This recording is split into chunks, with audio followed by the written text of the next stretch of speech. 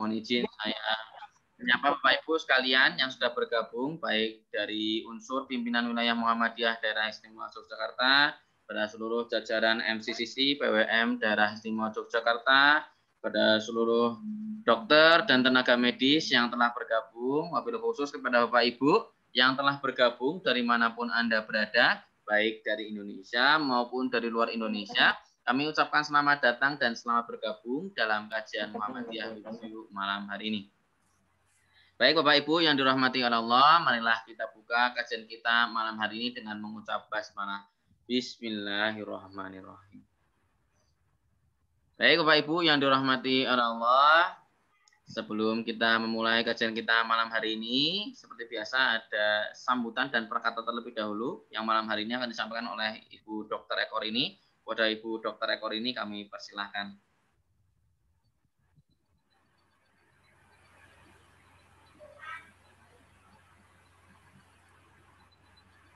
Bu Ekor ini?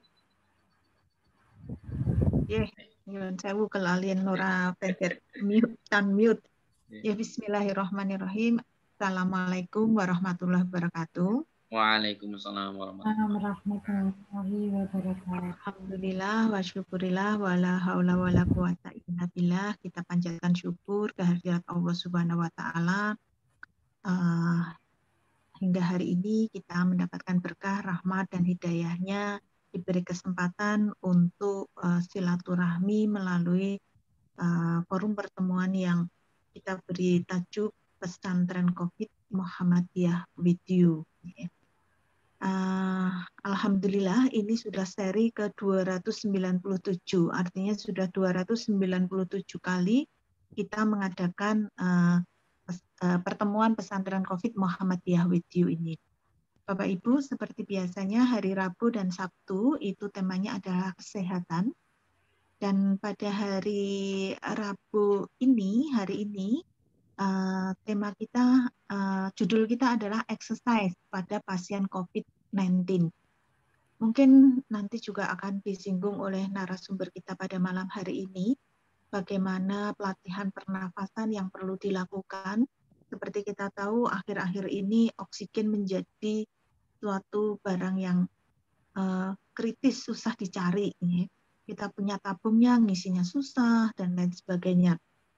Mungkin ini yang oksigen ini yang akhir-akhir ini menjadikan banyak direktur rumah sakit yang tidak bisa tidur. Karena kadang-kadang kita hanya sampai hitungan menit itu menunggu oksigen yang tidak datang kayak gitu. Nah, bagaimana kita dengan exercise itu kita bisa sedapat mungkin mengurangi kebutuhan kita pada oksigen yang dengan bantuan. Tapi nanti mungkin Bu Siti Khotimah SSTFT Magister Fisioterapi akan memberikan tidak hanya pada kardiorespirasi atau pada pernafasan saja, bisa banyak hal yang akan disampaikan, dan mudah-mudahan ini menjadi pembelajaran bagi semua, memberikan ilmu dan literasi pada kita untuk semakin sehat. Mungkin ada sanak saudara di Jogja, kalau kita melihat dari pertambahan kasus positif PCR yang hari sebelumnya, hari Senin kalau tidak salah sekitar 1.700-1.800-an, hari Selasa yang positif itu 2.700. Jadi naiknya dalam satu hari itu 1.000 sendiri, hampir 1.000. Nah, ini menjadikan pasti banyak yang positif di lingkungan kita, dan mungkin yang positif itu tidak semuanya membutuhkan rumah sakit, tapi membutuhkan isolasi mandiri. Nah, ini yang perlu kita latihkan baik pada peserta pasien yang saat itu isolasi mandiri atau yang sudah selesai menjalani isolasi atau bahkan selesai menjalani perawatan COVID. Ini mungkin bisa kita diskusikan malam ini. Sebelumnya saya mengucapkan terima kasih Bu Siti Khotimah yang saya dadak hari ini pagi tadi.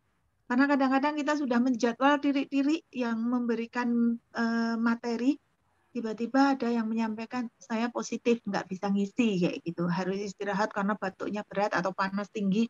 Jadi ya mau tidak mau harus kita maklumi, dan alhamdulillah teman-teman saudara-saudara kita yang diberi keilmuan dan diberi kesempatan ini bersedia memberikan waktu yang tidak pakai tapi tadi Bu Siti Khotimah langsung siap kayak gitu. Alhamdulillah malam ini bisa bersama dengan kita. Kita manfaatkan waktu sebaik-baiknya, mudah-mudahan bermanfaat. Terima kasih sekali lagi pada Bu Khotimah dan mungkin kalau Mas Parmono juga hadir bersama dengan kita. Beliau adalah apa ya istilahnya, Ketua Ikatan Fisioterapi atau apa nggih? Perkumpulan Fisioterapi Indonesia. Ya, Perkumpulan Fisioterapi Indonesia. Saya langsung nembusi ke beliau, minta ketemunya nang Yogya meneh ke Unisa. Ya, alhamdulillah ini juga disebarkan di grup fisioterapi. Jadi malam hari ini cukup banyak yang berpartisipasi. Mudah-mudahan bisa kita manfaatkan dengan sebaik-baiknya. Matur nuwun Bu Khotimah ya. Saya kembalikan ke Mas Abdul. Semoga bisa berjalan dengan baik dan lancar. Matur nuwun. Assalamualaikum warahmatullahi wabarakatuh. Waalaikumsalam warahmatullahi wabarakatuh. Kami ucapkan terima kasih kepada Ibu Dr. Eko ini atas sambutan dan perkataannya. Dan kita pengingat kembali bahwa tentunya COVID-19 belum berakhir Bapak Ibu. Mari kita selalu berjuang untuk melawannya. Baik, Bapak Ibu yang dirahmati Allah, tema kita malam hari ini adalah exercise pada pasien COVID-19 yang akan diisi oleh beliau Ibu Siti Khotimah, SST, FT, MFis.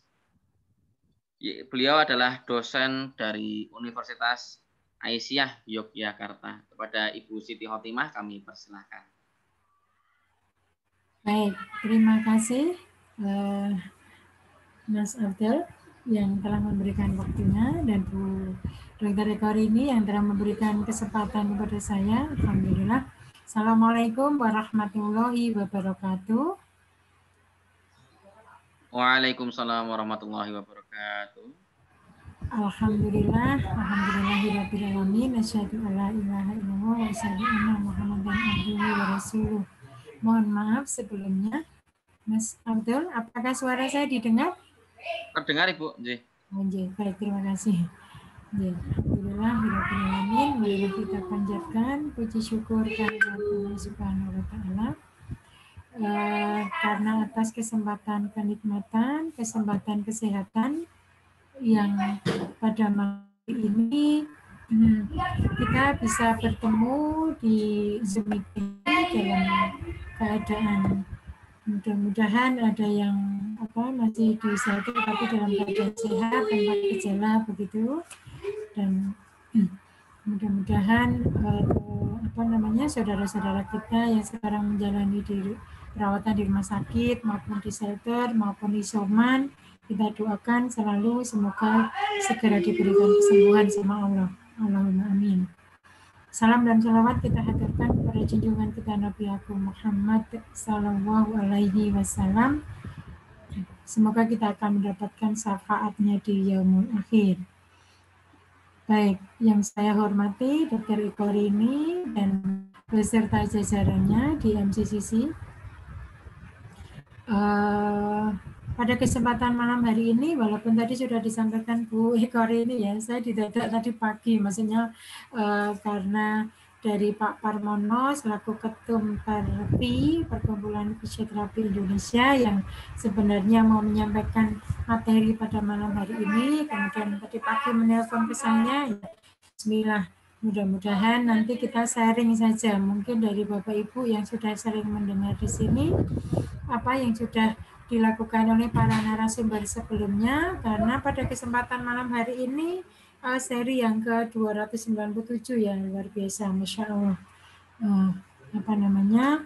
Pesantren COVID Muhammadiyah ini luar biasa. Jadi kita masih dalam kondisi diberikan selalu istiqomah untuk memberikan thalabul ilmi, apapun itu wujudnya, dan pada kesempatan malam hari ini saya diberi kesempatan oleh Dr. Eko ini untuk memberikan exercise pada pasien COVID-19.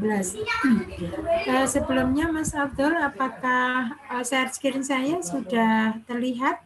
Sudah Ibu. Sampun J? Ya sudah Ibu. Oh J, baik. Terima kasih. J, matur nuwun Bu Karini. Baik. Untuk pada malam hari ini latihan atau exercise pada pasien COVID, kita ketahui nanti bahwa sebenarnya di pasien COVID itu dibagi menjadi 3 tahap begitu ya. Jadi artinya dia masih dalam kondisi fase akut atau masih dalam kondisi masa perawatan mungkin, atau dalam kondisi dia diisolasi mandiri di rumah atau di shelter. Kemudian nanti masih ada muncul gejala kemudian untuk fase yang berikutnya adalah untuk fase yang disebut dengan long COVID atau pasca COVID begitu ya.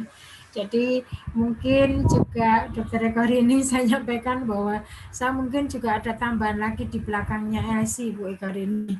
Jadi memang karena sudah pernah terkonfirmasi juga di awal bulan Februari kemarin satu keluarga, sehingga saya bisa sharing di sini juga terkait dengan apa yang sudah terjadi dan apa yang saya dapatkan di dalam teori.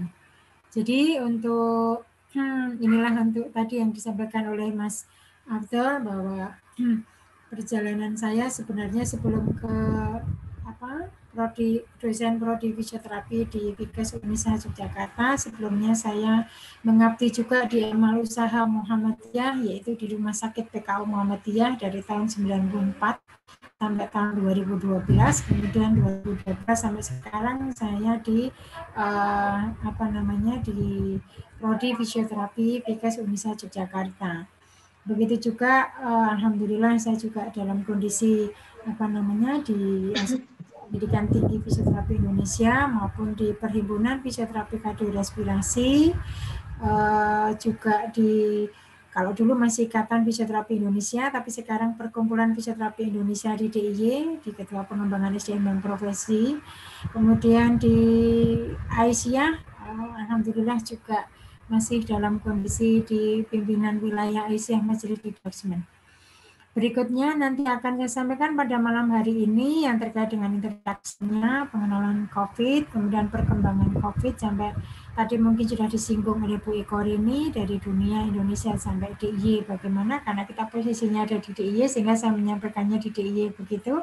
Kemudian patofisiologi COVID-nya, setelah itu kita mau membahas terkait dengan exercise pada pasien COVID yang dimana bisa saya sampaikan nanti untuk selama isolasi di rumah maupun pada kondisi di pasca COVID-nya.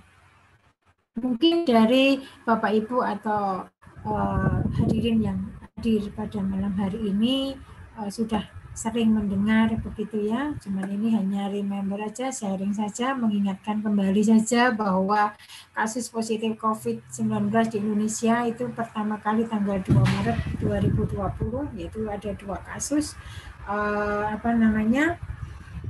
Ini yang mengingatkan kepada kita kalau sekarang di bulan Juli berarti sudah 1 tahun lebih ya untuk terjadinya pandemi ini. Mudah-mudahan Allah segera memberikan kita semuanya untuk terhindar dari pandemi ini dan segera hilang dari muka bumi ini, insyaallah. Allahumma amin. Kemudian untuk pengenalan terlebih dahulu mungkin ada Bapak Ibu yang yang sudah mengenal bahwa coronavirus itu merupakan virus zoonotik, jadi disebut dengan COVID itu karena coronavirus disease gitu ya, jadi disebut singkat dengan COVID karena keluarnya di tahun 2019 maka COVID-19, di mana coronavirus ini merupakan virus dari zoonotik, dari hewan ke manusia, dan coronavirus itu merupakan RNA virus bersirkulasi di hewan seperti unta, kucing, dan kelelawar. Hewan dan dengan coronavirus dapat berkembang dan menginfeksi manusia, di mana kita tahu bahwa kasus MERS maupun SARS serta kasus outbreak-nya saat ini yaitu COVID-19. Kemudian untuk epideminya, 2 beta coronavirusnya SARS dan MERS itu 10.000 kasus, tingkat kematian 10% untuk SARS dan 30% untuk MERS. Dan ini juga sampai saat ini pun juga masih terus terjadi peningkatan untuk terkait dengan COVID-19 ini. Untuk kode genetiknya, kenapa kita selalu dalam kondisi dites swab begitu ya, karena itu artinya kalau untuk PCR yang mengarahkan kepada keterkaitannya dengan pemeriksaan dari arah RNA virusnya itu. Sehingga kenapa kita selalu untuk memastikan dengan menggunakan pemeriksaan swab itu. Kode genetik 2019 coronavirus itu mirip coronavirus SARS, yaitu seperti kelelawar dan mungkin bermutasi sebelum menginfeksi manusia. Sehingga setelah diteliti lebih lanjut mirip dari coronavirus yang diular. Oleh karena itu pada waktu pertama kali terjadi di pasar tradisional di Wuhan di Cina, di mana coronavirus itu sensitif terhadap panas, secara efektif dapat diinaktifkan oleh desinfektan. Maka kenapa kita selalu dalam kondisi, mungkin dari pembicara-pembicara sebelumnya, kita harus selalu dalam kondisi 5M, itu salah satunya dengan cuci tangan begitu ya, karena juga hal ini untuk menghilangkan dari coronavirus itu, di mana secara dapat diinaktifkan oleh desinfektan mengandung klorin, larut lipid dengan suhu 56 derajat Celcius selama 30 menit, atau dengan menggunakan ether atau alkohol atau deterjen non-ionik. Nah, itu yang kemudian yang sudah kita lakukan dalam setiap harinya. Alur coronavirus dari hewan ke manusia dan dari manusia ke manusia melalui transmisi kontak, transmisi droplet, kemudian feses dan oralnya. Maka kenapa ini menurut Bang Etor 2020? Kenapa setiap kali kita untuk diminta isolasi mandiri selalu diminta untuk kamarnya sendiri-sendiri, kemudian kamar mandinya atau toiletnya juga sendiri-sendiri, karena juga menghindari keterkaitannya dengan penularan hal ini. Keterkaitannya dengan apakah nanti untuk terjadinya, kalau kamar mandinya tidak terpisah atau toiletnya tidak terpisah, nah itu mungkin akan terjadi penularannya lebih arah itu juga bisa terjadi. Walaupun sebenarnya kamarnya terpisah, tapi kamar mandinya tidak terpisah, nah inilah yang akan mengakibatkan dia akan tertularnya bisa munculnya dari situ. Kemudian ini penularannya, kenapa kita digembar-gemborkan terkaitnya bahwa harus dengan menggunakan masker, karena transmisi dari manusia ke manusia itu via droplet, saluran nafas, yaitu seperti batuk atau bersin, kemudian kontak dekat personal. Maka kenapa sekarang dalam kondisi PSBB ini kita dalam kondisi betul-betul diminta untuk di rumah, supaya transmisi dari manusia ke manusia ini, penularan dari COVID-19 ini terhindari begitu ya. Kemudian menyentuh benda atau permukaan yang terdapat virus di sana. Oleh karena itu kenapa kita harus sering untuk menyemprotkan desinfektan atau apapun yang bisa membersihkan keterkaitannya dengan ini benda-benda yang ada di sekitar kita, terutama yang sering kita pegang, misalnya gagang pintu, kemudian apapun itu, meja atau kursi yang sering kita pegang,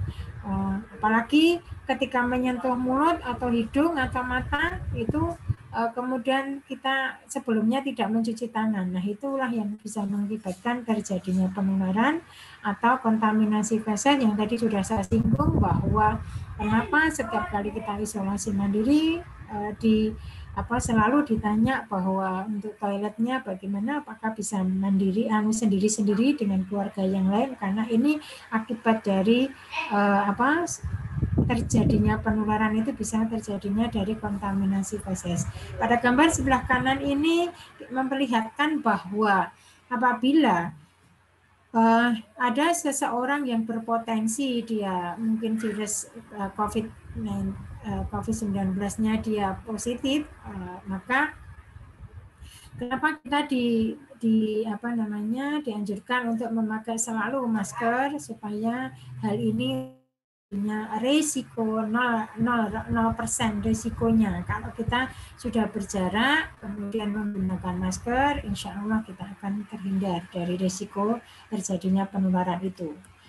Nah, ini untuk aktivitas yang paling berisiko terkena untuk coronavirus. Maka kenapa sekarang di dalam kondisi PSBB atau kondisi sekarang ini, bahwa seperti peraturan yang terbaru, untuk yang tidak terlalu urgent, harus dalam kondisi dari tanggal 3 sampai tanggal 20 Juli ini kita diminta untuk tutup begitu ya. Itu karena kondisinya adalah bahwa ini aktivitas dari beberapa hal ini, yang ini resiko yang paling kiri ini adalah resiko rendah, kemudian ini resiko sedang, kemudian ini resiko tinggi gitu ya. Jadi ini ini sebenarnya kalau untuk resiko rendah ini itu bisa diturunkan atau bisa dikurangi, yaitu dengan menggunakan masker, dengan kita melakukan jaraknya itu dibatasi juga, kemudian selalu dalam kondisi mencuci tangan. Nah, ini untuk resiko-resikonya yang keterkaitannya yang low risk-nya ini bisa ditangani bisa diturunkan dengan menggunakan 5M itu. Kemudian ini tuh yang resiko yang mediumnya. Jadi ini aktivitas-aktivitas yang misalnya visit ke mall gitu ya. Nah, ini resiko medium gitu ya. Kemudian pergi ke kolam renang yang untuk umum. Nah, itu resikonya medium. Nah, itu kemudian untuk pergi bermain di tempat yang di luar begitu ya, yang dimana di situ juga ada orang yang bukan saudara kita, artinya dari orang lain, yaitu berisiko juga dari risiko yang rendah begitu contohnya. Kemudian untuk yang risiko tinggi, ya ini untuk yang risiko tinggi, maka kenapa sekarang dalam kondisi rumah makan itu kemudian dianjurkan untuk take away saja begitu ya, tidak menerima makan di tempat begitu, karena memang itu juga merupakan suatu risiko tinggi bahwa nantinya jangan sampai pada saat kita makan di rumah makan itu dengan kondisi terbuka, karena apalagi sekarang ini varian dari virusnya sudah luar biasa, percepatan untuk penularannya yang harus diperhatikan. Kemudian ini dari perjalanan wabah dari virus pernapasan, disebut dari wabah virus pernapasan.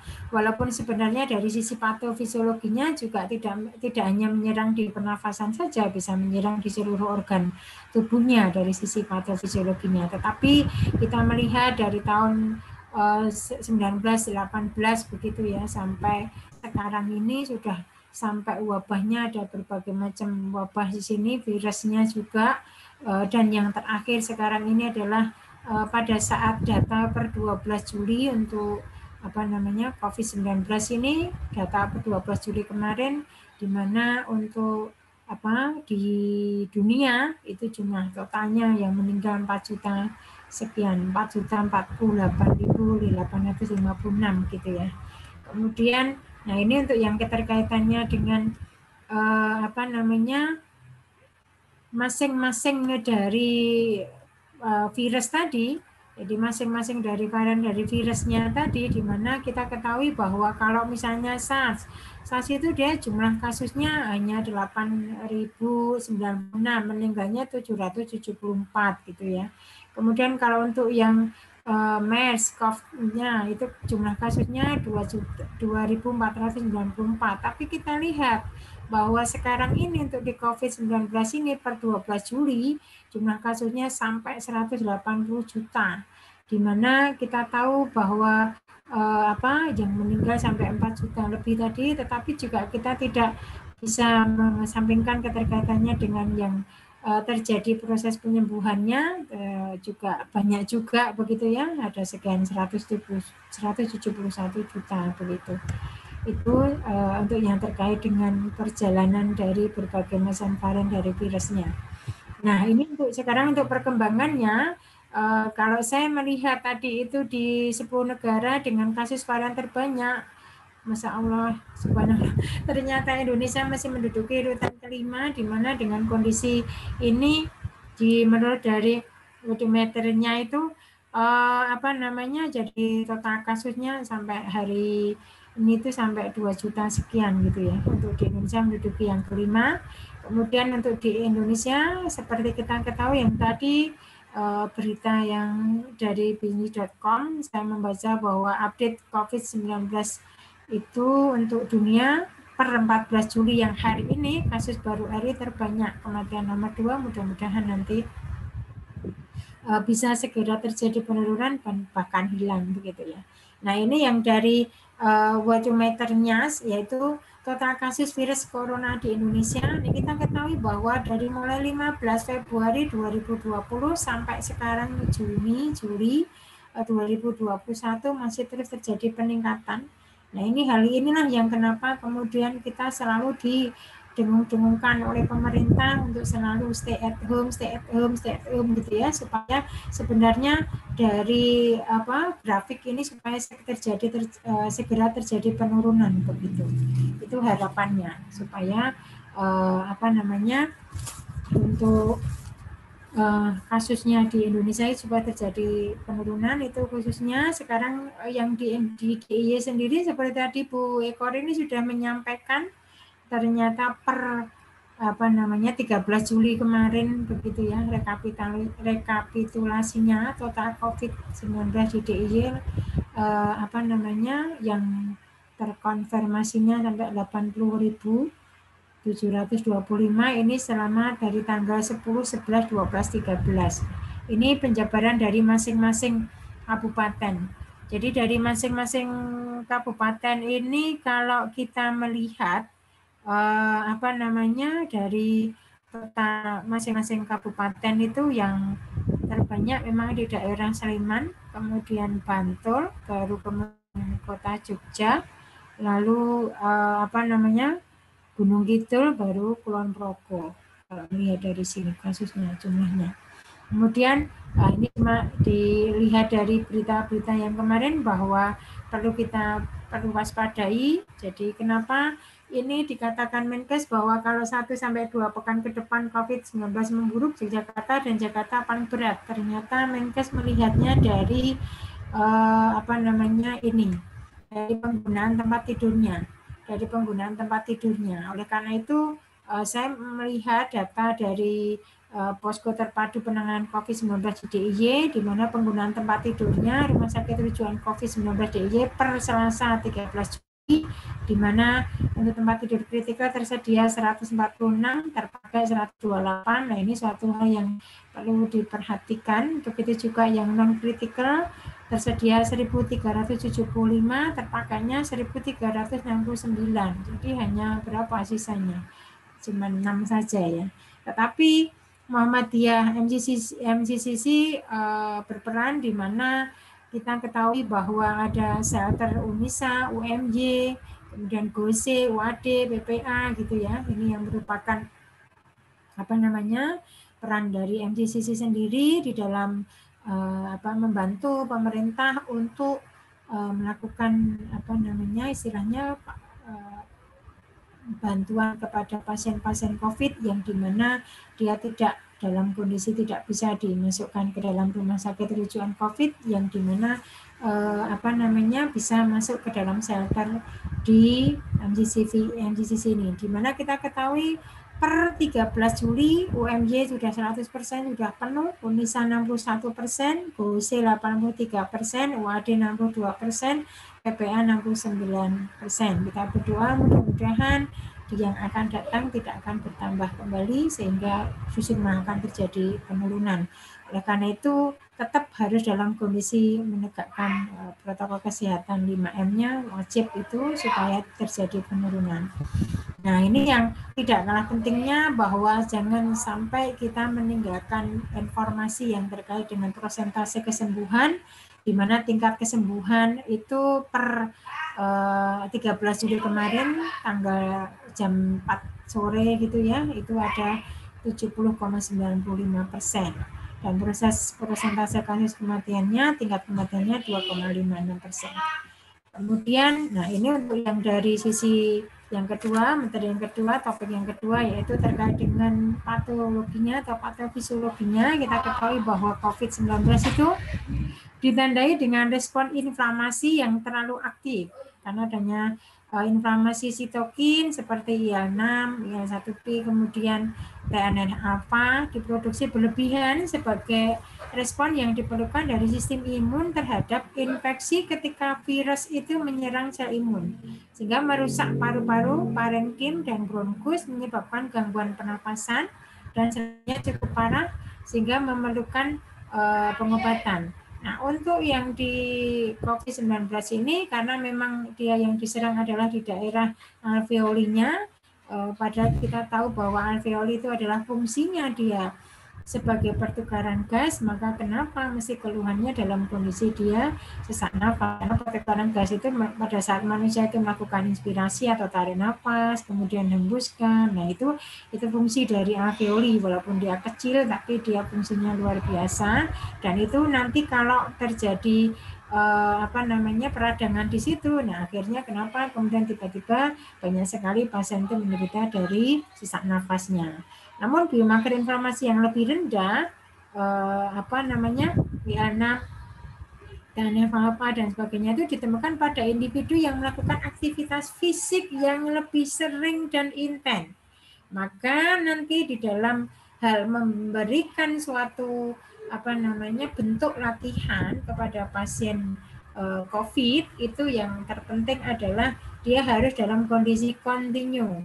Kalau kita dalam bahasa kita adalah istiqomah, jadi harus dalam kondisi kontinu, tidak dalam kondisi sekarang ini terus gitu kemudian berhenti begitu ya. Jadi itu supaya apa? Supaya dalam kondisi inflamasi itu bisa dalam kondisi diturunkan, artinya IL-6-nya bisa diturunkan sehingga dia tidak terjadi suatu peradangan di sana. Atau kita lihat bahwa keterkaitannya dari fungsi dari ACE2 itu, angiotensin convertive enzim itu gitu ya.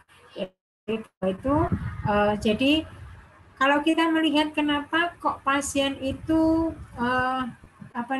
sampai sekarang ini ada kasus gejala yang munculnya adalah sampai ke mual-mual begitu. Kalau dulunya, kalau seperti pas saya awal di Februari itu saya belum merasakan itu, tetapi memang ada suatu nafsu makan yang turun begitu. Nah, ini bagaimana munculnya begitu ya. Nah, kita ketahui bahwa ACE2 ini dia merupakan protein yang dimana terjadi di permukaan sel-sel tubuh, baik di jantung, di usus, di paru-paru maupun di hidung gitu ya, dimana dia sebagai penggerak utama di dalam jalur biokimia itu mengatur tekanan darah, kemudian penyembuhan luka, dan juga termasuk di situ adalah peradangan.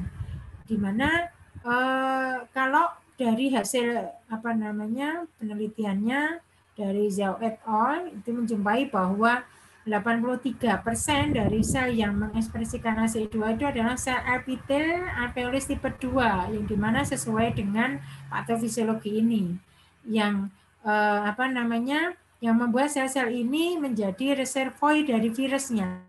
Mengapa gejala dari COVID-19 itu pada saluran nafas dan paru-paru menjadi organ yang paling rentan terhadap virus? Karena ini. Jadi itu masuk ke dalam sel melalui reseptor ACE2, di mana tadi reseptor ACE2 itu dia merupakan protein yang di mana menempel pada permukaan jantung, usus, paru-paru, hidung gitu ya.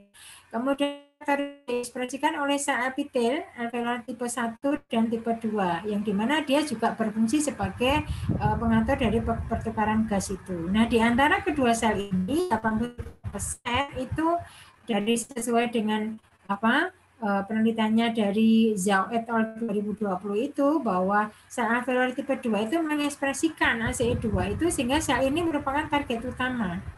Nah, masuknya virus itu ke reseptor ekspresi ACE2 itu meningkat, mengakibatkan kerusakan sel pada alveolar, maka akan muncul respon reaksi yang sistemik atau sampai ke arah berat sehingga memunculkan adanya suatu sepsis.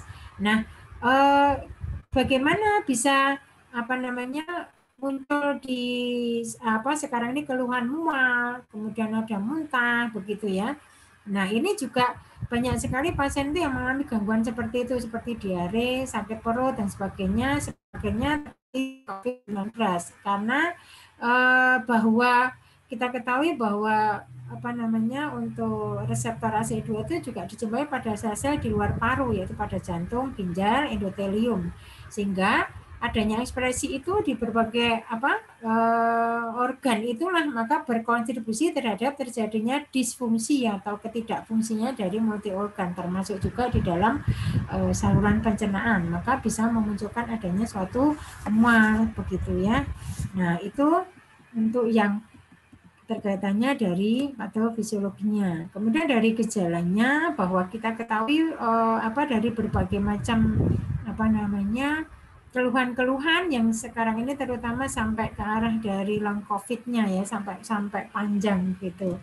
Itu bahwa dari lama internal medicine 40% pasien pasca SARS mengalami kelelahan kronis selama 3,5 tahun setelah terdiagnosis. Kemudian menurut WHO, yaitu di September 2020, 35% pasien post-COVID tidak mengalami pemulihan gejala hingga 2-3 minggu setelah dinyatakan negatif. Kemudian menurut Andrea Dennis 2020, 70% pasien itu mempunyai gangguan organ di mana organ satu atau lebih. Jadi itu selama 4 bulan bisa muncul dari gejala setelah gejala awal infeksi. Nah, ini penelitian dari FKUI di Rumah Sakit Persahabatan juga adanya 63,5% pasien mengalami long COVID.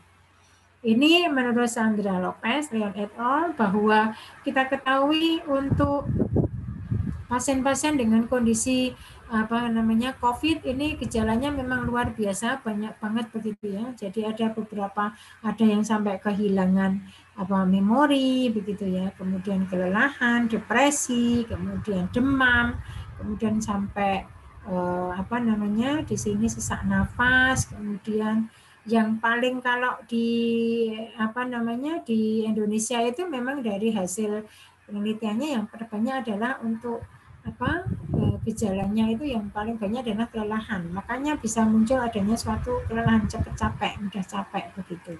Dari berbagai macam dari ini memang banyak sekali keluhan-keluhan pada kondisi ada nyeri sendi, ada 19% nyeri sendi gitu ya. Jadi ini ada berbagai macam keluhan. Kemudian sampai terjadinya suatu komplikasi dalam jangka panjang begitu. Ini kalau untuk yang di Italia itu 87% itu terjadi persisten testing. Jadi gejalanya itu sampai 60 hari setelah pertama kali dia terdiagnosis atau muncul gejala begitu. Kemudian kalau di Inggris itu bisa sampai ke arah 1 bulan setelah dari gejalanya. Nah, untuk pasien COVID-19 itu menurut NICE guideline dari NICE-nya itu ada 3 stage. Jadi di sini untuk yang tadi sudah saya singgung di awal, untuk akut COVID itu dari awal gejala sampai 4 minggu setelah terdiagnosis. Mungkin ini masih dari para penyintas yang mungkin masih dalam kondisi dia masih diisolasi. Kalau dia tidak di rumah sakit ya berarti diisolasi mandiri atau di shelter begitu ya.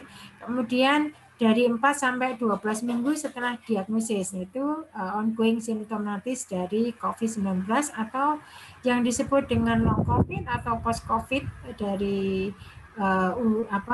gejala awal itu jaraknya lebih dari 12 minggu. Maka bisa terjadi memang kasus-kasus itu sampai munculnya lebih dari 12 minggu itu berarti kan 3 bulan begitu ya, setelah terdiagnosis bisa masih muncul gejala-gejala yang tadi sudah saya sebutkan. Nah, untuk yang gejala ini yang paling umum dijumpai setelah infeksi itu adalah kelelahan. Maka nanti bagaimana cara untuk manajemen mengatasi kelelahan itu, kemudian bagaimana manajemen cara mengatasi sesak nafas, bagaimana cara manajemen untuk mengatasi supaya kita terjadinya suatu daya tahan tubuh yang baik atau endurance-nya baik dari kardiorespirasi.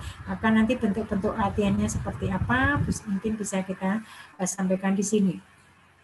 Nah, untuk yang dalam gejala yang panjang begitu ya, jadi bisa dalam kondisi lebih dari 3 bulan atau 3 bulan lebih dari semenjak dia terdiagnosis atau terkonfirmasi begitu, masih muncul adanya nyeri kepala, mungkin adanya kehilangan memori begitu ya, kemudian mungkin bisa sampai gangguan dari kognitifnya. Nah, itu suatu hal yang atau mobilisasi ada perubahan dari geraknya begitu. Nah, itu nanti bagaimana cara mengatasinya, ini yang harus saya sampaikan pada malam hari ini. Nah, ini untuk yang terkait dengan proses munculnya simptomnya mulai dari hari pertama sampai ke 6 hari ini simptom onsetnya. Jadi maka kenapa kalau tes antigen atau tes swab itu dalam kondisi ditunggu sampai hari keempat atau hari kelima begitu ya, karena kalau mungkin habis terkonfirmasi kemudian yang kontak erat besoknya dites ya mungkin masih negatif. Jadi bisa, makanya sekarang ada aturan dari pemerintah, dari Puskesmas itu kalau dilakukan pengetesan itu mesti menunggu dari hari keempat atau hari kelima begitu ya, karena kita harus melihat dulu simptomnya, kemudian onset dari simptomnya, kemudian ini perjalanannya sampai untuk recovery-nya memang dimulai di sini mulai dari setelah untuk isolasi itu hari ke-14 ya, 2 minggu, kemudian sampai ke 6 bulan. Jadi maksudnya sampai ke 6 minggu begitu. Dan ini supaya mencegah terjadinya long COVID.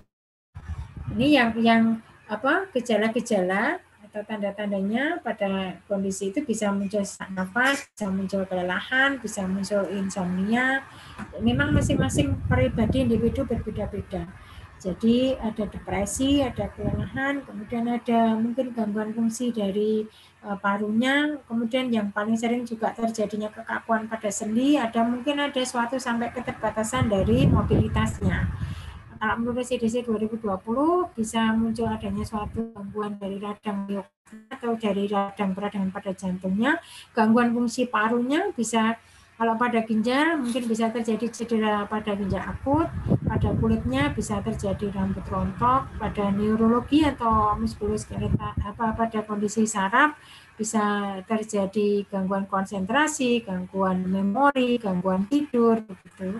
Kemudian untuk psikiatrinya, maka kenapa di MCCC ini banyak sekali materi-materi yang terkait dengan bagaimana mengatasi kecemasan, depresi, perubahan mood, kemudian gangguan konsentrasi, memori gitu ya, yang kemarin sudah kita beberapa kali sudah mendengarkan karena sudah sampai 290 sekian gitu ya untuk serinya.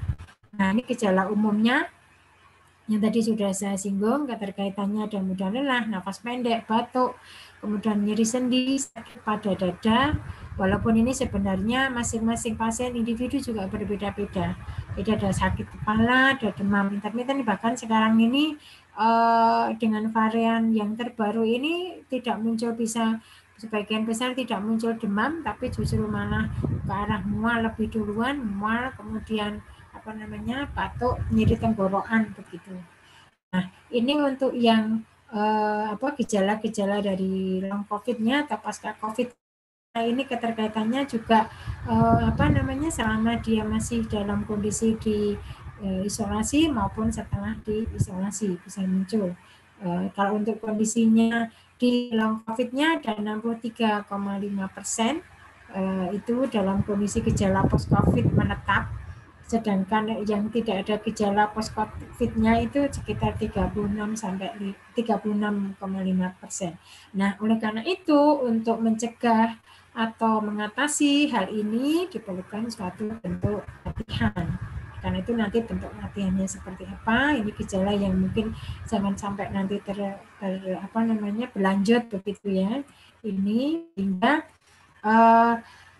nanti untuk keterkaitannya dengan peran fisioterapi pada post COVID, di mana ini memang suatu istilahnya lingkaran setan ya, artinya lingkaran yang dimana secara terus menerus memang itu terjadi ya, artinya jadi ada kesulitan sesak napas yang mengakibatkan terjadinya suatu kelemahan otot, akhirnya akan mengakibatkan terjadinya keterlambatan dari suatu gerakan yang kalau dalam kondisi jangka yang panjang maka akan terjadi kelelahan, baik dalam kondisi kelelahan fisik maupun kelelahan dari mentalnya.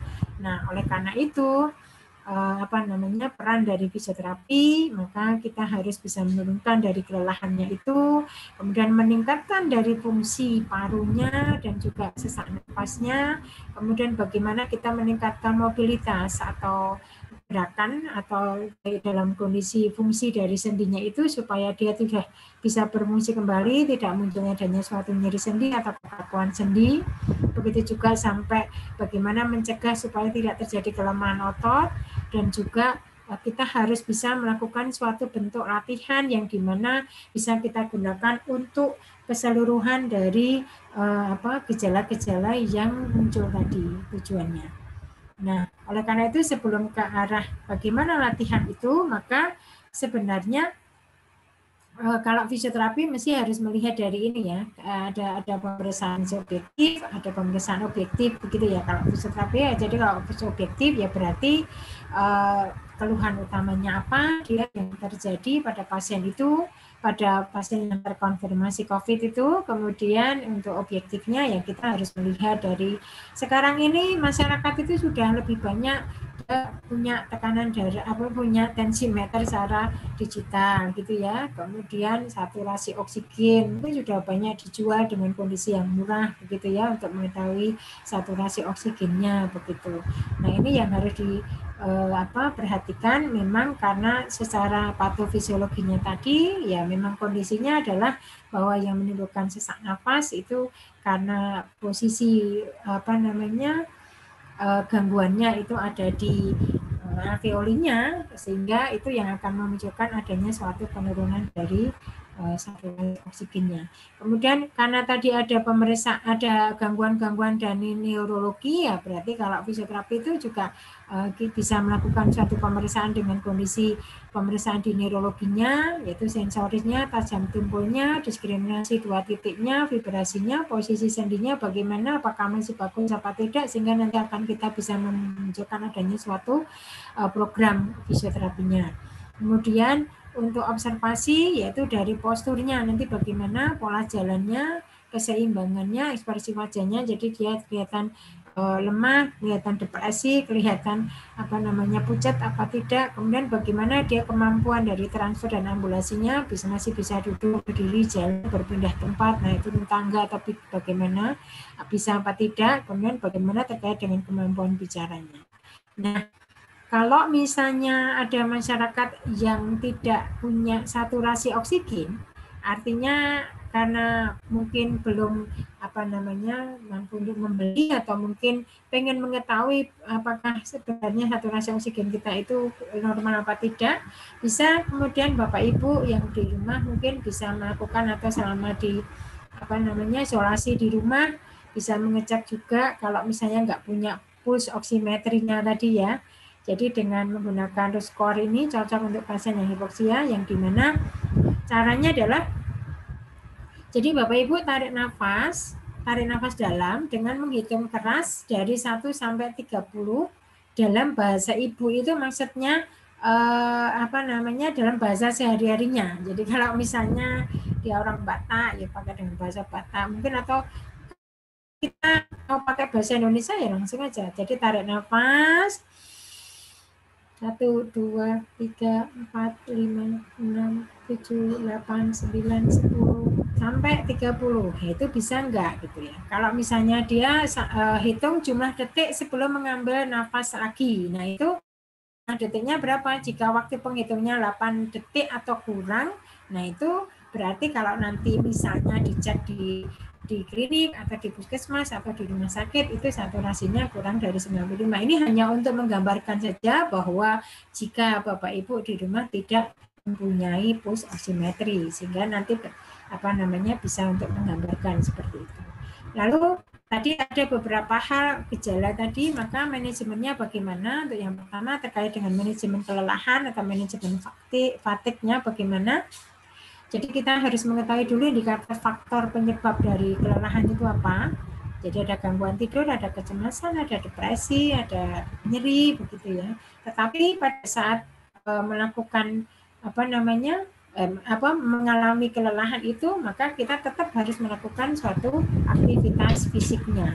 Jadi itu yang harus dilakukan, tetap aktif baik dalam kondisi di siang hari dan kemudian tidurnya dalam kondisi cukup begitu, sehingga nantinya akan mengurangi dari kelelahan itu. Justru malah makanya tadi Bu Eko ngendika bahwa kalau ada yang mau ngisi kemudian terkonfirmasi COVID, mungkin bukan hanya saja, mungkin karena memang harus kondisi cukup istirahatnya sehingga akan mengurangi dari kelelahannya itu begitu ya. Kemudian nah ini yang terkait dengan tadi sudah disinggung juga oleh Bu Ekor ini yang keterkaitannya dengan bagaimana kita untuk melakukan suatu bentuk latihan di dalam isoman itu, baik dalam kondisi dia di shelter maupun di rumahnya masing-masing gitu ya. Maka untuk manajemen fatigue-nya pun juga kita harus melakukan membiasakan diri untuk tidur yang sehat. Tadi sesuai dengan sunnahnya Rasulullah begitu ya. Kalau kita tidur dalam kondisi miring ke kanan terlebih dahulu begitu sesuai dengan sunnahnya. Dan Rasulullah itu kan selalu tidur mesti selalu dalam kondisi beliaunya tidak dalam kondisi kurang atau misalnya kurang tidurnya begitu ya. Jadi selalu dalam kondisi tidurnya 6-8 jam supaya dalam kondisi beliau habis isya tidur supaya dalam kondisi bisa bangun untuk sholat tahajud. Sehingga ini yang juga merupakan manajemen dari fatigue-nya. Jadi tidurnya harus dalam kondisi tidur yang sehat, kemudian istirahatnya penting, itu istirahatkan untuk fisik dan pikiran. Nah itu seperti kemarin yang sudah di berbagai medsos ya, dari profesor siapa yang terkonfirmasi positif itu, jadi beliau memang ada waktunya tersendiri untuk memegang handphonenya, jadi dari jam sekian sampai jam sekian untuk menghubungi saudara-saudaranya mungkin, tapi juga dalam hal ini pada saat memegang handphone ya diusahakan mestinya dengan kondisi yang tidak membuka berita-berita yang malah justru membuat kita cemas begitu ya, supaya kita dalam kondisi relaksasinya bisa. Kemudian yang jelas berusaha selalu bergerak aktif, kemudian jelas untuk memberikan waktu tubuh untuk pemulihan. Yang untuk mengikuti program pemerintah isolasi diri atau isolasi mandiri, yang ini yang kemarin yang sudah di-share oleh di berbagai macam sosmed ya, dari 10 cara isolasi diri di rumah. Kadang-kadang kita sudah merasa saya sudah isolasi kok, ternyata mungkin di dalam rumahnya mungkin dicek kembali apakah dalam kondisi kamarnya terpisah apa tidak, kemudian kamar mandinya juga terpisah apa tidak, memakai masker apa tidak, baik yang sakit maupun yang sehat, kan begitu ya. Jadi itu yang sakit maupun yang sehat juga selalu pakai masker walaupun itu di rumah gitu ya. Jadi tinggal di rumah dan jangan berinteraksi dengan masyarakat, gunakan kamar terpisah, selalu jaga jarak lebih dari 1 meter dengan orang lain, kemudian ukur suhu setiap hari, dan kemudian diperhatikan suhunya. Jadi kalau misalnya memburuk ya segera dalam kondisi di kontak hotline-nya 119 extension-nya 9 gitu ya. Kemudian yang jelas ini untuk hindari pemakaian untuk peralatan makan bersama begitu, atau handuk atau alat mandi, handuk, sikat gigi gitu ya, gayung, itu juga harus diperhatikan, termasuk juga kalau itu spray itu juga harus diperhatikan. Nah, itu harus terapkan perilaku hidup bersih sehat. Kemudian cuci tangan selalu pakai sabun dan air mengalir 20 detik. Kemudian berjemur setiap pagi, bersihkan permukaan benda selalu yang tadi sudah saya singgung. Nah, ini yang kondisinya harus diperhatikan, terutama cuma nanti bagaimana di dalam mengatasi jika ada sesak nafas begitu. Nah, sekarang untuk manajemen dari sesak nafasnya, Bapak Ibu, bisa dengan menggunakan berbagai macam posisi Bapak Ibu menurut dari kondisi masing-masing Bapak Ibu yang menurut nyaman. Jadi boleh dalam kondisi disarankan kalau misalnya posisi tidur miring seperti dalam gambar itu. Jadi kenapa posisi tidur miring itu satu tungkainya itu harus ditekuk supaya terjadi seperti tadi, tujuannya adalah pada saat istirahat kan munculnya suatu relaksasi. Nah, supaya ada relaksasi di daerah otot-otot dari punggungnya, juga adanya keseimbangan dari otot punggung dan otot tungkainya atau otot kakinya. Oleh karena itu, jika Bapak Ibu melakukan suatu positioning tidur miring, disarankan kalau orang Jawa itu menyebutnya dengan ngekebuling begitu ya. Ngekebuling maksudnya gulingnya itu diposisikan di atas, di bawah dari kaki yang ditekuk itu supaya dalam kondisi rileks. Atau kalau misalnya ada memang suatu riwayat itu dia tidak bisa untuk tidur terlentang, tidur miring itu tidak bisa. Bisa dalam kondisi duduk, relaksasinya bagaimana bentuknya disesuaikan dari masing-masing kondisi Bapak Ibu itu.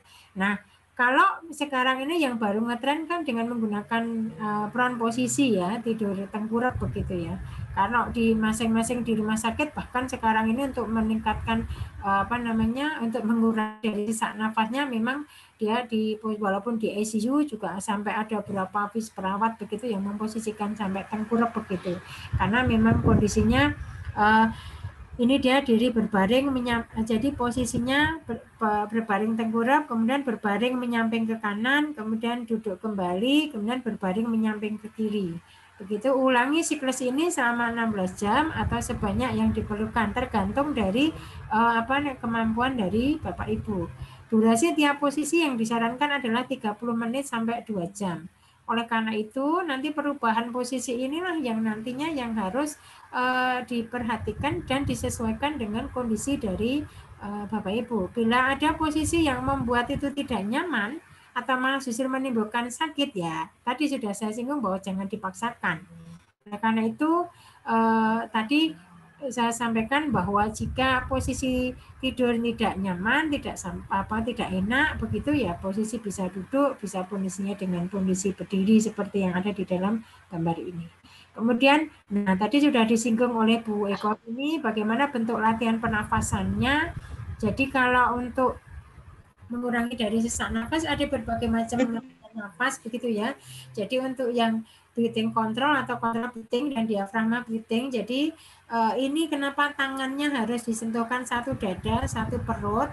Sebenarnya kalau sudah terbiasa itu nggak usah dipegangi dadanya dan perutnya. Tapi kalau belum terbiasa maka kenapa dipegang dadanya satu, yang satunya perut. Jadi pada saat tarik nafas itu pada saat tarik nafas kan supaya bisa mengecek bahwa perutnya itu mengembung. Jadi perutnya itu dikembungkan. Kemudian tarik nafasnya itu dalam kondisi lewat hidung, perutnya dikembungkan. Kemudian dihembuskan lewat mulut, kemudian perutnya dikempeskan. Sehingga pada saat kita memegang ini sudah bisa memastikan bahwa ini gerakannya benar, barulah kemudian dilepas nggak apa-apa. Jadi pada saat tarik nafas, hembuskan. Nah, pada saat biasanya pasien itu kalau sudah terbiasa tarik nafas kan dadanya dulu. Nah ini kalau untuk yang diafragmatic breathing itu sebenarnya dia menggunakan diafragma ya, dari pernapasan dengan menggunakan diafragma. Nah ini untuk posisinya bisa dalam kondisi tergantung posisi dari Bapak Ibu, artinya dari pasien itu bisa dalam kondisi duduk, bisa dalam kondisi tiduran.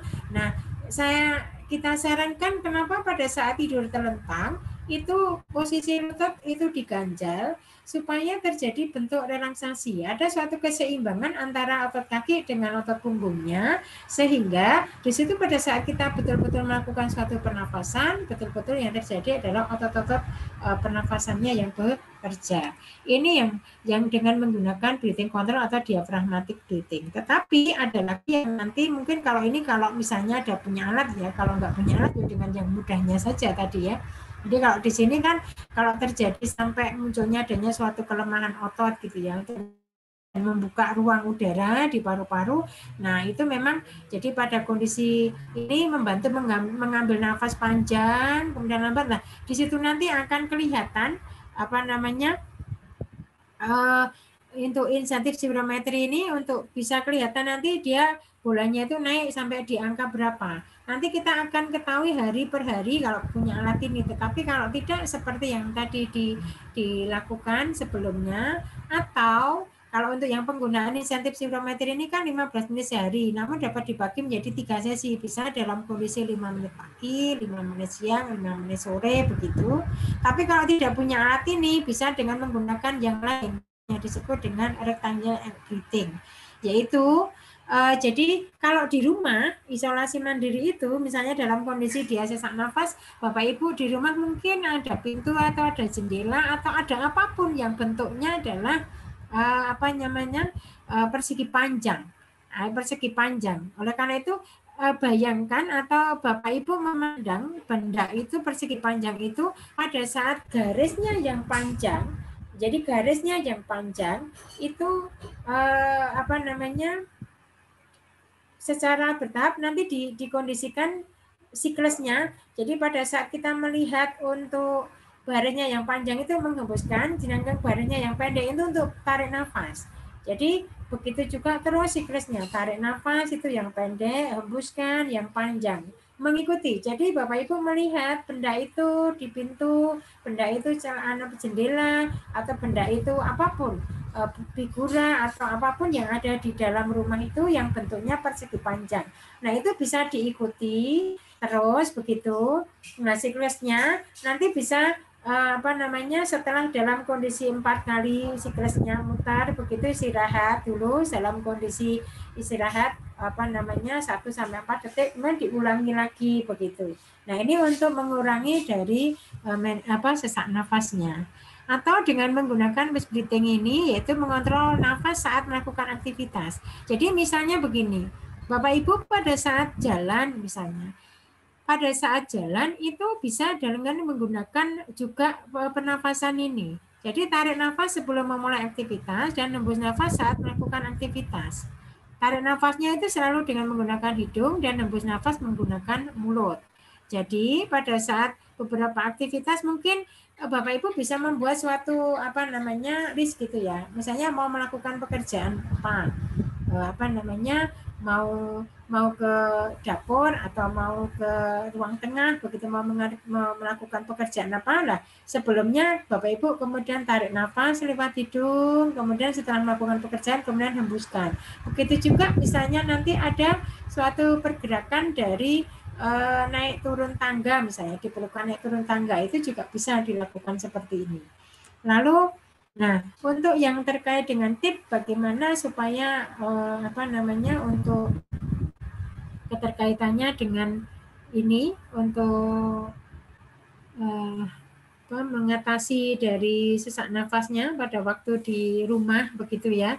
Jadi apa yang harus dilakukan misalnya ketika jalan begitu, apa yang harus dilakukan. Jadi mohon pada saat berjalan misalnya ya, di sini berjalan dengan kecepatan langkah yang nyaman, kemudian dengan bernafas, bernafasnya biasa saja, jadi nggak usah terburu-buru. Jadi bernafasnya seperti nafas biasa. Jadi nafasnya dengan stabil, tarik nafas, sembuh sambil berjalan begitu ya. Hindari menahan nafas atau kemudian mencoba bergerak terlalu cepat atau seperti orang jogging itu ya. Jadi pelan-pelan dulu. Jadi bertahap langkahnya juga bertahap, kemudian nafasnya itu tolong diusahakan dengan kondisi yang sama gitu ya pada saat untuk dengan menggunakan langkah itu. Jadi hirup nafas saat 1 langkah, kemudian hembuskan saat 2 langkah selanjutnya, terus begitu.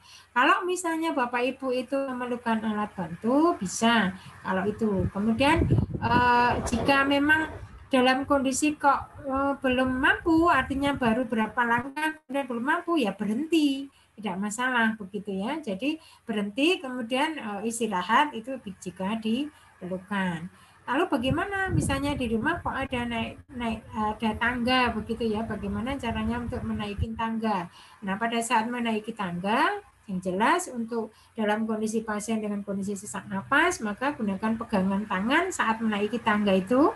Kemudian berhati-hati saat melangkah ya. Kemudian ini berusaha untuk mencoba beristirahat. Artinya apa? Beristirahat setiap 5 detik setiap langkahnya. Jadi itu untuk pada saat naik tangga. Kemudian dalam kehidupan sehari-hari atau aktivitas sehari-hari bagaimana? Nah, tolong pada saat misalnya ada pasien yang dengan kondisi terkonfirmasi COVID ini dengan kondisi sesak nafas di rumah, maka diusahakan barang-barang yang sering kita gunakan itu didekatkan. Jadi jangan dibuat jauh-jauh gitu ya. Jadi apa saja itu barang-barang yang digunakan itu jangan terlalu jauh, sehingga termasuk juga merencanakan untuk di aktivitas sehari-hari seperti mandi, kemudian pekerjaan rumah, kemudian pada saat kita mau melakukan suatu aktivitas apapun, maka kita harus semua barang yang dibutuhkan ini harus disiapkan terlebih dahulu ya. Kemudian pada saat melakukan aktivitas itu, istilahnya kalau orang Jawa itu apa? Jangan ngoyo gitu ya. Jadi di antara aktivitas itu, kalau di sini di aktivitas itu yang dijalani itu istilahnya saat pernafasan itu yang merasa tidak nyaman ya kondisinya harus dalam kondisi diistirahatkan begitu. Nah, kemudian bagaimana kalau misalnya saat merasa nggak nyaman, gelisah begitu ya. Nah, itu kalau di sini sih memang dianjurkan untuk mendengarkan musik gitu ya, kemudian melakukan suatu pekerjaan istilahnya tidak terlalu berat begitu ya. Kemudian atau seperti berkebun, membaca buku, yoga. Tapi pengalaman hal yang sering saya dapatkan di WA maupun di WA grup itu maupun di Japri itu banyak sekali sekarang ini. Mungkin ini tantangan ya bagi dosen yang ingin melakukan suatu penelitian begitu, karena dari hasil beberapa hal yang disaringkan itu ada yang membaca Al-Quran sampai baik itu mendengarkan murotal maupun membaca Al-Quran itu malah justru lebih mempercepat untuk menurunkan sesak nafasnya, bahkan sampai hilang itu lebih cepat. Nah, itu mungkin perlu hal lebih lanjut untuk tindak lanjutnya terkait dengan ini, karena memang hal itu yang bisa dapat untuk menurunkan sesak nafas. Termasuk juga pada saat bagaimana kita makan dan minum gitu ya. Jadi karena sekarang ini banyak sekali kasusnya yang mual dan muntah dan sebagainya itu, maka makan itu sedikit-sedikit tapi sering. Jadi daripada nanti kita makan seperti ini ya, makan terlalu besar tapi kemudian akhirnya jadi malah nggak nyaman begitu ya. Kemudian itu yang harus dianjurkan, menghindari makanan yang susah untuk dikunyah, kemudian tetap berkomunikasi. Ini kalau untuk supaya muncul istilahnya dari rongga dadanya begitu ya. Jadi untuk kita melakukan suatu mobilisasi dari rongga dada kita dengan gerakan-gerakan seperti ini, dengan gerakan-gerakan yang mudah seperti ini bisa dilakukan. Tapi tolong pada saat melakukan suatu pergerakan ini betul-betul disesuaikan dengan kondisi dari Bapak Ibu. Jadi artinya kalau misalnya dalam dosisnya 4x8 tapi kemudian mungkin 2x8 sudah capek ya, di tahap bertahap begitu. Itu kemudian untuk bagaimana kalau sudah terjadinya start moving atau bergerak. Nah, ini yang perlu diperhatikan keterkaitannya dengan nanti latihan itu ditujukan untuk apa, itu tadi yang selama dalam kondisi menurunkan sesak nafas. Sekarang kalau dalam kondisi dia sesak nafasnya sudah dalam kondisi berkurang banyak, bisa melakukan suatu pergerakan atau latihan yang bisa meningkatkan dari daya endurance-nya, kemudian keseimbangannya, koordinasinya dan sebagainya. Ini bisa dilakukan dengan menggunakan beberapa hal ini yang perlu kita lakukan, yaitu yang perlu diperhatikan. Yang pertama adalah selalu melakukan pemanasan sebelum exercise dan pendinginan setelah exercise. Gunakan pakaian yang longgar dan nyaman, sepatu yang sesuai. Kemudian, kalau misalnya Bapak Ibu baru dahar atau makan, maka lakukan latihan itu minimal 1 jam setelah makan.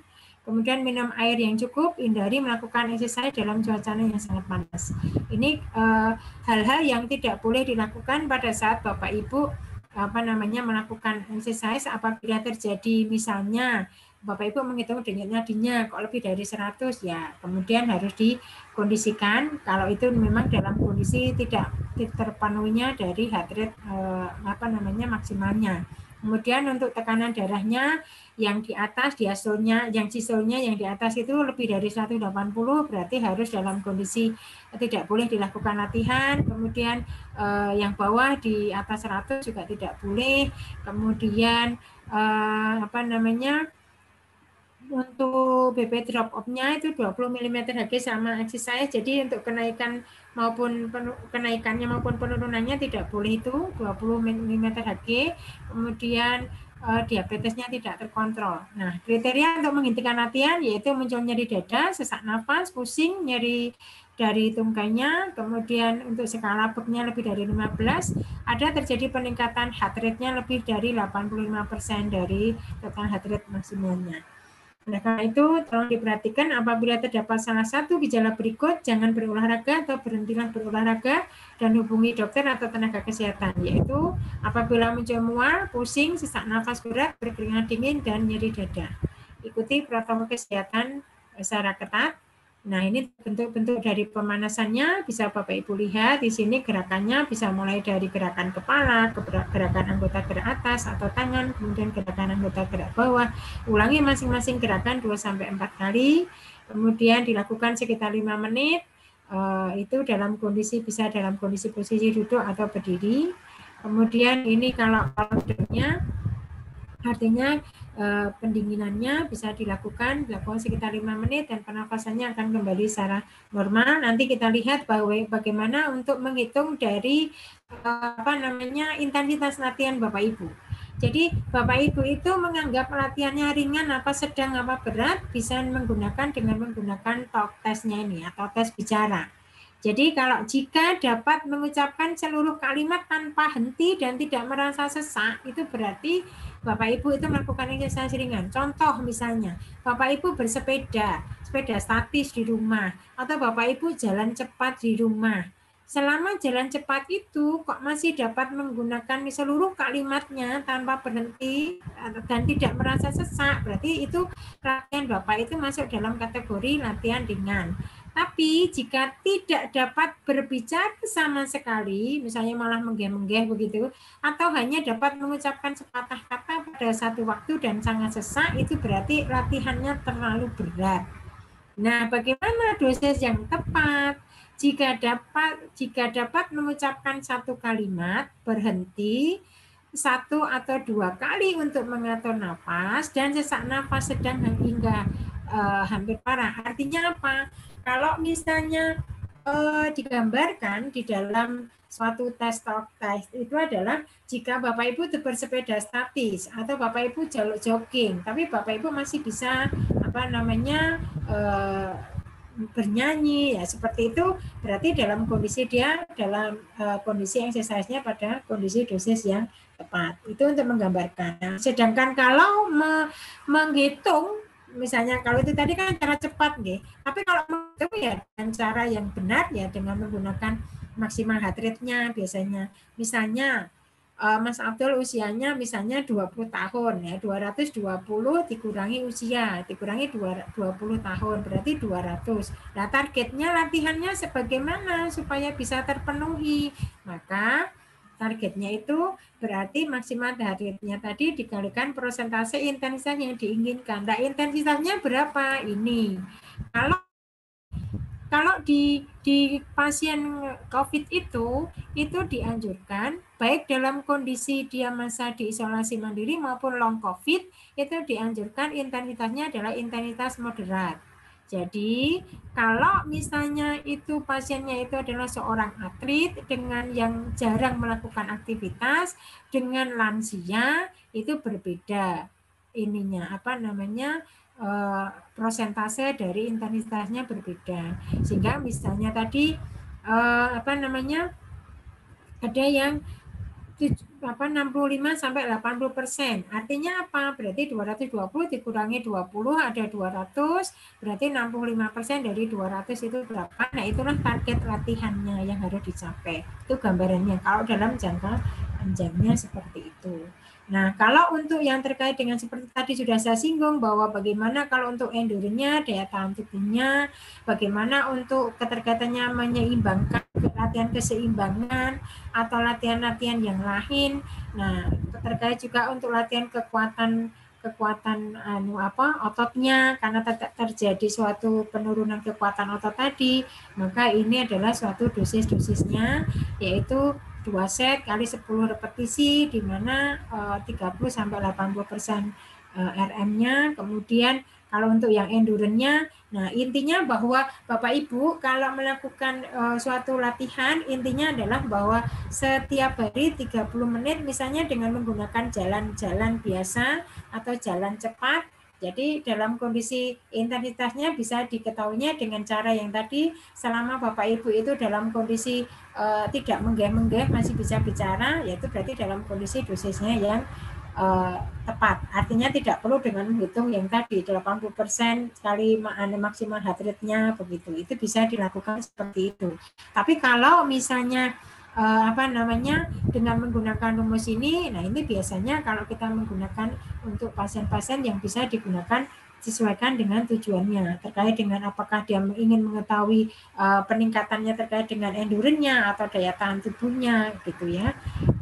Demikian mungkin yang bisa saya sampaikan. Nanti inti yang terkait dengan FIT-nya, frekuensi, intensitas, durasi atau tipenya. Jadi tadi sudah saya singgung, tipenya boleh dengan bersepeda, dengan jalan, dengan jogging. Kemudian durasinya itu mulai durasi tadi sudah saya singgung bahwa tolong diusahakan semampunya dulu. Jadi semampunya dulu ya. Jadi misalnya jalan 2 menit, istirahat 1 menit. Jalan 2 menit, istirahat 1 menit, diulang sampai 4-6 kali.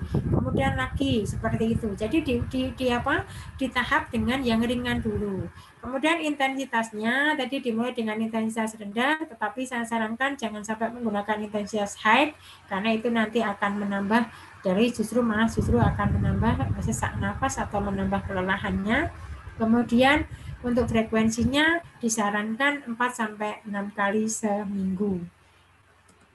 Itu untuk yang terkait dengan aerobiknya, sedangkan untuk yang penguatan latihan untuk kekuatan meningkatkan kekuatan tadi ada terjadi suatu kelemahan tadi, jadi dilakukan 2-4 hari per minggu, tapi ini dosisnya dia justru malah pakai menggunakan pembebanan. Kalau di sini dia pakai menggunakan pembebanan ya. Jadi itunya, dan itu harus dimonitoring vital sign-nya, saturasi oksigennya, sesak nafasnya sama kelelahannya. Ini gambarnya untuk yang terkait dengan beberapa hal, mungkin dengan jalan, dengan bersepeda, atau dengan running, dengan jogging, dan sebagainya, begitu. Ya, terima kasih atas perhatiannya. Ini untuk monitoringnya. Mohon maaf apabila ada sesuatu yang kurang berkenan. Monggo Mas Abdul. Bu, baik. Terima kasih. Kami sampaikan kepada Ibu Siti Khotimah atas pemaparan materinya. Sangat bermanfaat untuk kita semua. Berikutnya Ibu, ngapunten ini kita masuki tanya jawab. Namun karena sudah jam 9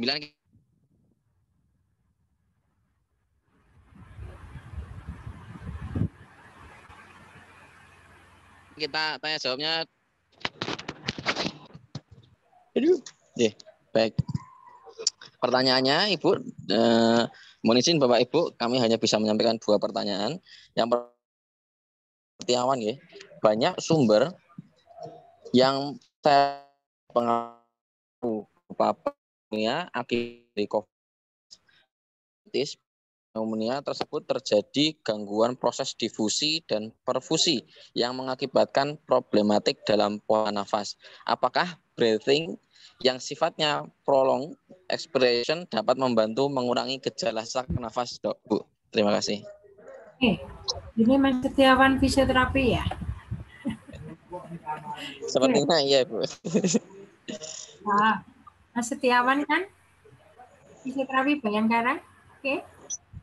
Masih hadir? Ji, Bu, saya Bu, hadir.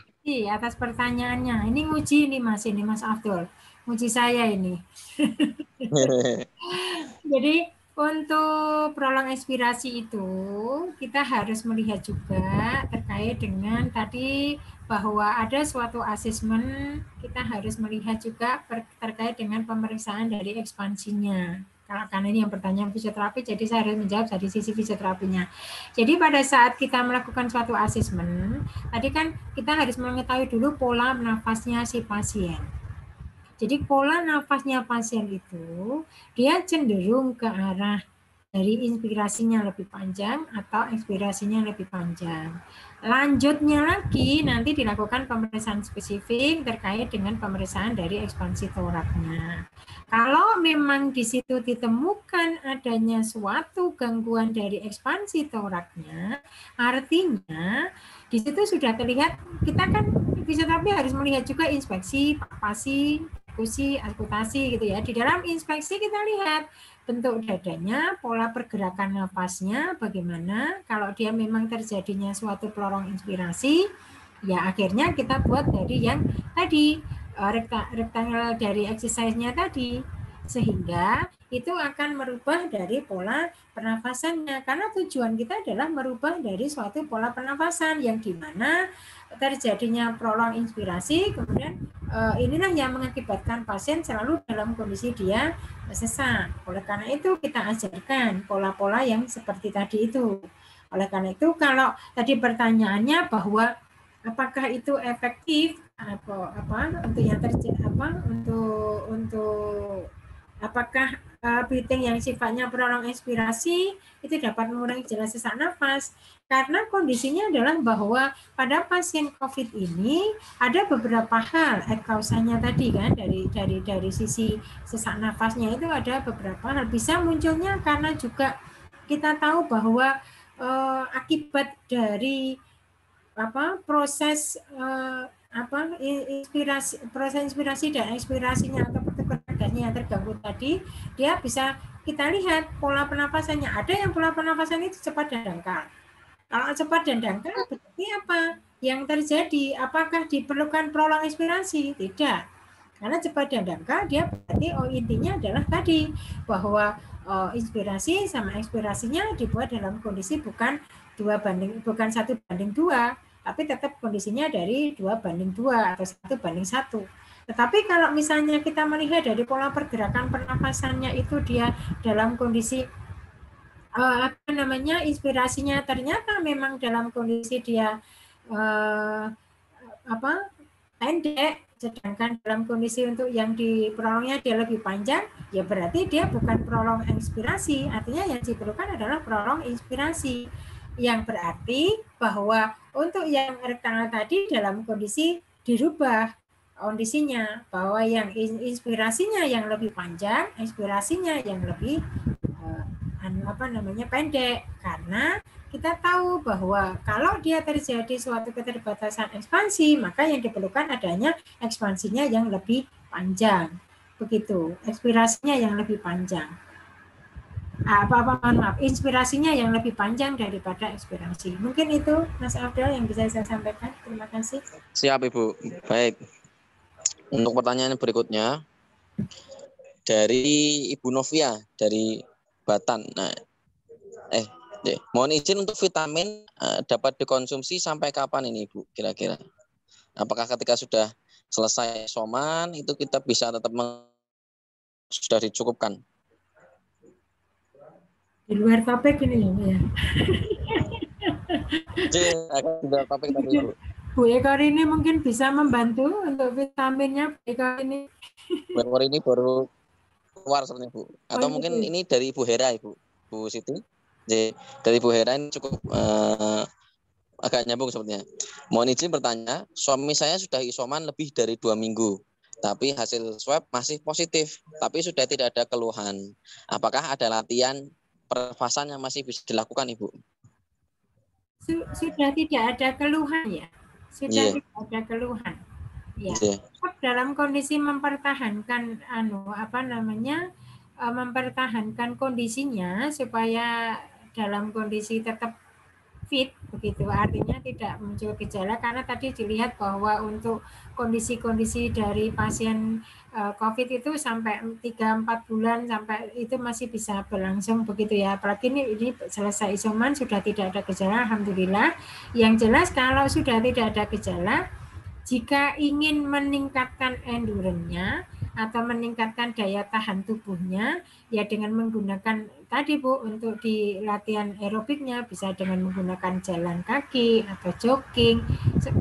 Kalau ada keluhan di lututnya, berarti artinya misalnya ada keluhan nyeri di lututnya, berarti disarankan untuk sepedanya adalah sepeda statis. Tapi untuk latihan pernafasannya bisa dilakukan seterusnya tidak bermasalah, artinya juga tidak merugikan bagi tubuh kita juga begitu. Kemudian karena tadi keterkaitannya untuk hasilnya yang masih positif tadi ya, karena kondisinya waktu saya konsul dengan dokter spesialis paru itu juga menyebutkan bahwa kalaupun itu hasilnya positif itu sudah tidak terjadi penularan lagi begitu kalau informasinya beliau. Tetapi yang jelas kita tetap harus dalam kondisi menjaga kesehatan kita supaya tadi long COVID itu tidak selalu muncul di dalam tubuh kita. Mungkin itu Mas Ado. Baik, Ibu. Itu yang lainnya sepertinya agak di luar materi Bu. Nah, yang lainnya pertanyaannya agak di luar tema. Bagi itu mungkin 2 pertanyaan malam ini Bu Siti Khotimah. Kami ucapkan terima kasih atas pemaparan materinya dan juga jawaban dari berbagai pertanyaan malam hari ini. Kami ucapkan terima kasih sekali lagi kepada Ibu Siti Khotimah atas pemaparan materinya. Semoga ada episode lanjutan lagi nggih Bu, bisa mengisi kembali di Muhammadiyah with You malam-malam yang berikutnya. Baik, kita akhiri sama-sama dengan hamdalah. Alhamdulillahirabbil alamin. Alhamdulillahirabbil alamin. Berikutnya kami juga selalu berdoa kepada Bapak Ibu yang sekarang sedang sakit, yang sekarang sedang isolasi mandiri. Semoga segera diberikan kesembuhan oleh Allah, segera diangkat penyakitnya oleh Allah. Kepada Bapak Ibu yang sekarang sudah sehat, sudah kuat, semoga kita semua selalu mendapat perlindungan Allah. Amin amin ya rabbal alamin. Kurang lebihnya kami mohon maaf. Nun wal qalami wa mayasturun fastabiqul khairat. Wassalamualaikum warahmatullahi wabarakatuh. Waalaikumsalam warahmatullahi wabarakatuh.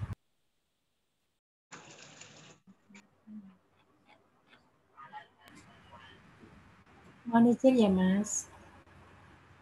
Ibu, terima kasih Ibu.